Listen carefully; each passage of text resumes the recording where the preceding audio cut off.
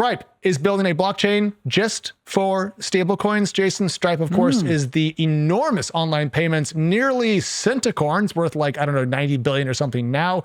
And we don't know when this is going to come out, but it's going to be called Tempo. It will not have a native token. It will support a wide array of stablecoins.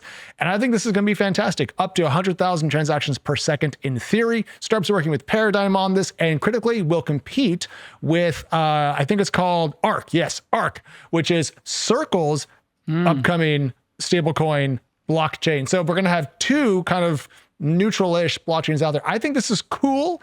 And I think it just shows how far stablecoins have come in the last 12 months. And this exists, Alex, so that people don't need to pay a large fee to Visa, MasterCard, American Express, et cetera? Is that kind of the idea here? Is these things will be clearinghouses to let people, and wire fees.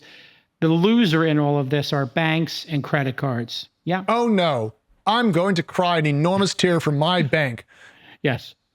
All of them. I hate them all. I mean, it's so dumb when you try to do a wire transfer and it's like, they're like, oh yeah, I'm going to get on my horse and buggy and I'll be at your ranch in 2 days. Yeah. And then I'll meet you at sunset at the back end of the ranch by the cattle. And then we'll get some wax and some papers and we'll use my ring to wax it and certify it. Then I'll get back to, San Francisco by horse 2 or 3 days later and it will be logged. And it's like, how is this taking so much time and costing $45 or $25? It's so dumb. It's an amount of money that's shocking for the modern world when we're talking about literally just moving some numbers from that column to that column in a big spreadsheet. I've made a grand total of 1 angel investment in my life, and wiring that money was an enormous pain in the butt. And I sat there going, this is why VCs are always complaining about this. It's miserable.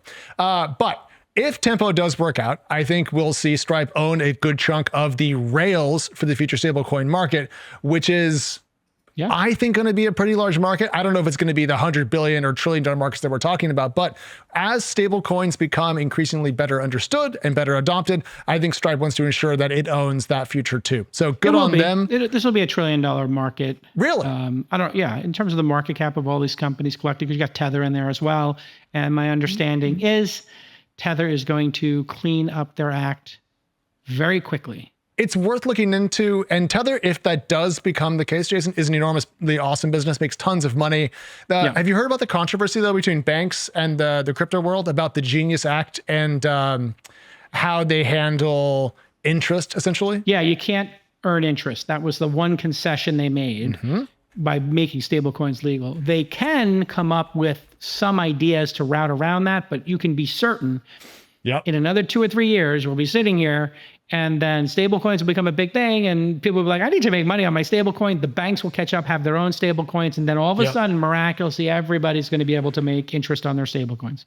But that could really undercut elements of the traditional banking market because what have we seen in the crypto world? We've seen essentially higher APYs than you're going to get from Citibank, from Chase, from Wells Fargo, et cetera. Have 10,000 ATMs to maintain and 1,000 branches and tellers and people in the building. I mean, Wells Fargo has to have a large staff to do the amount of fraud and abuse they've done over the years. And I'm not even going to say allegedly because you can go look up the enforcements from the government.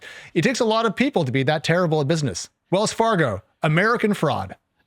I mean, they were the one who got raked over the coals in DC for like opening accounts for people that they didn't ask for. Yes, because they were just trying to hit internal numbers. That is Graziad. I think HSBC got busted for making larger windows in their banks to allow cartels to put money through the windows faster. And then they were given a small fine and allowed to stay in business. So cool.